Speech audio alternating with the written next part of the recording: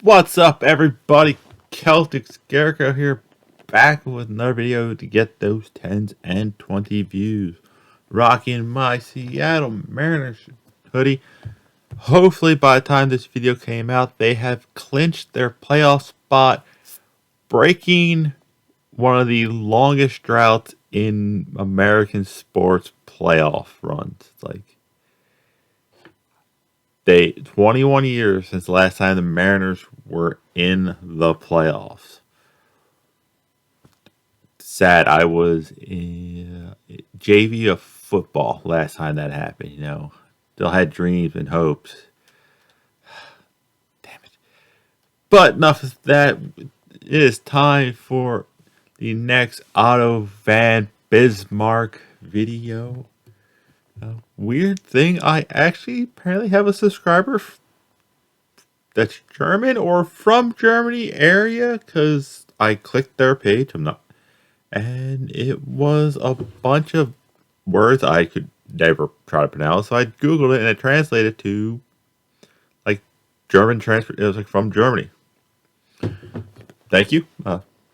I don't know German, so I'm not even gonna try to butcher it. But enough of that. Let's get down to business. Also, like, the thing just popped up. Do the thing. Bolin, do the thing. What thing? The thing! I never had to tell Julie what thing. I'm not Julie, okay? Pretend I don't know anything about anything that's happening here. Like, if you like this video, there's a thumbs up button. I forgot I lost my right hand. Left hand. Subscribe if you seem to like my weirdness. And I do thank you for that. Share this to your friend. Help grow the channel. The goal is, as of now, 50. I don't know. Trying to be an idiot. By the end of the year, that means I have 3 full months to hit that goal. Very plausible. Very plausible. You can dislike it. I will hold it against you. But please, in the comment section, if I'm doing something stupid and weird that may be the reason why you don't like it, let me know. Comments are good, and I tend to respond. But enough of that. Let's go, because I still have one more video to film and edit all 3. And click. It is go time in Bismarck land. AKA Prussia.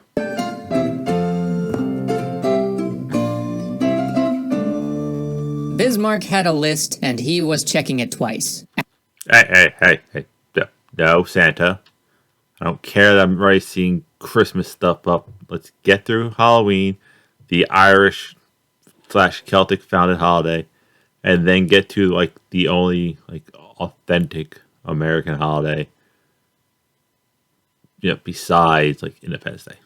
Action item number 1 on that list: steamroll some Danes. 16 years. Oh, wasn't that so easy to steamroll them dames? Prior, in 1848, Prussia had invaded Denmark with the hopes of annexing the largely German-speaking duchies of Schleswig and Holstein. But the threat What? Okay.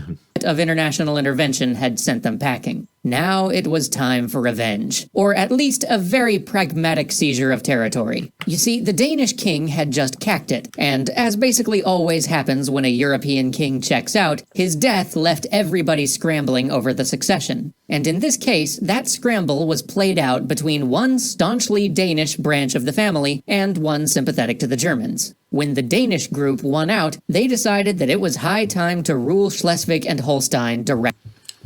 Yep, that sounds like very Danish names. To finally incorporate them into the Kingdom of Denmark, not to leave them as semi-independent duchies with their own weird rules and privileges. This violated No, every people get to be happy under their own weird rules. a treaty the Danes had signed with the Prussians, though, and gave Bismarck his chance. But it also made things tricky. After all, if Bismarck used ideas of liberating the oppressed and defending smaller nations' rights to justify invading Schleswig-Holstein, he'd have to find a really good reason for sticking around to occupy those places himself, instead of just leaving again. He had been setting up these dominoes for a while, though. There would be no repeat of the last time when they had to flee due to other powers coming in on the side of the Danes. He had already secured the friendship of the Russians, and and made vague promises to the French that they might see some territory out of the whole deal if Prussia was allowed to absorb Schleswig and Holstein. And without Russia or France, Britain would protest, but they'd never actually go to war on the Danish side. Yeah, as powerful as England is, numbers, it would be the disadvantage that they would have back then. He had also suckered in Austria, convincing them that they were all on the same side, Germans defending Germans and all that. He even convinced them to be allies and contribute a horde of troops to the effort. And this is key. Not only did he need Austrian troops to secure a quick victory, but it would also make them complicit. If, after they won, he said that Prussia was going to take territory, the Austrians wouldn't walk away without their share, which not only meant that European public opinion wouldn't turn against Prussia, but also meant that he wouldn't lose the moral high ground in the German Confederacy. And his plan worked perfectly. Unfortunately, an ad is interrupting that plan. And the ad's over. The combined Prussian-Austrian forces rapidly overran Denmark. The Danes had to grant the independence of Schleswig and Holstein. Bismarck made some ludicrous demands, and the Austrians, not wanting to be left out, eventually caved to a compromise that left Bismarck exactly where he actually wanted to be. Prussia would keep Schleswig, the Austrians would get Holstein, and he would get a small pile of other minor concessions to boot. But Bismarck was always a man of large appetites. I might have gone with the Kirby reference as much Pac-Man, but he didn't come all this way to only get Schleswig. And so, part 2 of the plan commenced. Operation Make Fun of Austrian Incompetence. He played up everything that went wrong in Holstein, and talked openly about it being a breeding ground for revolutionaries. His sound and fury brought the two nations to the brink of war, but both of their monarchs wanted to avoid such a conflict between brothers. Wilhelm accepted the possibility of war, but forbade Bismarck from explicitly goading the Austrians anymore. But Bismarck's work on that front was already done. He had a backup plan in case war didn't come. Bismarck always had a backup plan. But he spent most of his time trying to shore up alliances, to make sure that Prussia was ready for the fight his king sort of didn't want. Better be prepared. First, the Italians. Victor Emmanuel, the man trying to unify Italy, desperately wanted to take over Venice, which was in Austrian hands. I mean, how can you have an Italy with no Venice? But he was never going to have the strength to fight Austria alone, and so Bismarck seized on this, getting him to agree that if Prussia and Austria went to war, the newly formed Italian kingdom would join in for only the small price of one Venice, which Bismarck didn't really want anyway. Smart man. Hey, we'll get you what you want. You help us get their ass. Next, the French. While not publicly successful in securing the French as allies, Bismarck was dealing with Napoleon III here, a man too clever for his own good by half. Napoleon III, who saw himself as the equal of his famous uncle, no, he wasn't. but really wasn't, took the only course of action that would get him nothing. He wouldn't support Prussia, but he wouldn't support Austria either. This was just fine by Bismarck. Finally, Yeah, that means you're not jumping on their side either. Bismarck kept pressure on Austria, having Prussian officials meet with Romanians and Magyars, Czechs and Serbs, any ethnic minority within the Austrian Empire, all in order to make it look like he was building allies and raising legions of revolutionaries ready to revolt the moment the Austrians went to war. But Bismarck's plans were interrupted by one thing he did not factor in. As he walked down the great boulevard Unter den Linden, Try saying that 10 times fast. shots broke the quiet. He whirls. A young man stands before him, revolver in hand. The 51-year-old Bismarck grabs him. 3 more shots ring out as they grapple. Finally, soldiers run up and subdue the young man. As the assassin is hauled off, they check Bismarck for wounds. One finds a hole in his coat, and follows it to find a hole in his waistcoat, which, with some trepidation, he follows to find a hole in Bismarck's shirt.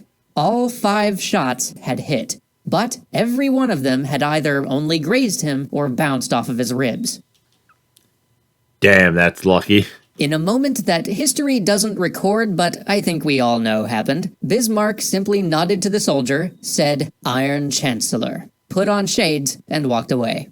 Refusing to let one measly assassination attempt get in the way of a good war, Bismarck went right back to work getting the German-speaking world to tear itself apart. And as rumors swirled, the Austrians felt they had to make a move, so they called the Pan-German Diet in Frankfurt to decide the issue of Schleswig and Holstein. The Diet moved against Prussia, but this played right into Bismarck's hand. The moment the Diet came to their decision, the Prussian representative read a statement that Bismarck had prepared for just such a moment, declaring the Diet invalid and the German Confederation dissolved. Now it would be war. It would be the northern German states and Prussia against the southern German states and the Austrian Empire. Just think. All that was Germany at one point. Hundreds of thousands of men were mustered. It could have been a long war, but now the king had in his service a general as capable on the battlefield as Bismarck was in the conference room, General Moltke. The uncle of the General Moltke who will so disastrously lead the German forces into the First World War, this Moltke could not have been more different from his nephew. It was like 2.0, not better than the first one. Napoleon and this dude. He was one of the first to see that the modern rifle had made the idea of the frontal charge obsolete. He grasped the importance of railroads for mobilization and realized that modern armies were too big to be commanded by one man, that plans should be flexible and subordinates should be allowed to take initiative within them. It was this Moltke who famously said, "Plans never survive contact with the enemy." Moltke because something goes wrong and then... He led a lightning war, crushing the once great Austrian Empire within weeks. And now, where Bismarck had once had to work so hard to get the king to go to war, their success had been so great that he had to work equally hard to get the king to stop. Bismarck realized that they could only push so far before the other great powers stepped in and all of the work that he had done would be undone. More still, he believed that once he had eclipsed them, he might need the Austrians to serve as a balance against one of the other great powers, so he must not impose on them a peace that would leave them hating Prussia. So Bismarck called in his erstwhile enemy, the Crown Prince, the same Frederick Wilhelm who he had so unsuccessfully tried to put on the throne as a toddler, and put him to work reining in his father. Fritz, a lover of peace despite being an excellent military commander, Yeah, you see that often with these guys. We're good at war, but we'd rather not be at war. convinced the king to accept the deal that Bismarck had on the table. Prussia would take over most of northern Germany. The German Confederation as a body would be disbanded. Their Italian allies would get Venice, and Austria would forever be banned from any pan-German parliament, or from meddling in German affairs. Oh, and weirdly, Liechtenstein became an independent country, so that also. All in all, things were looking up for Bismarck's grand project of uniting all of Germany under Prussian rule. There just loomed one more obstacle, one great nation that, although neutral so far, would oppose any further increase in German unity and strength. There was the problem of France. Yeah, I'd be surprised how much the France kind of screwed up a lot of plans. Damn French. But that is all I have on this video. I do have a video coming out at 8. It is a Stephen He video. And it'll be the first video for the month of Halloween, aka October, which, if I remember correctly, is the end of the old Celtic calendar. Like, Festival Samhain, or Samhain, however you pronounce it, is supposed to be like Celtic New Year. So, of course, the Catholic Church just took it and made it their own. But so yeah, all the Halloween videos will come out at 8 on days that aren't my normal. Well, not on Tuesday. I'm only going to do one Tuesday, but every other day we'll have an 8 o'clock video. So until then, I'll see you weird people later.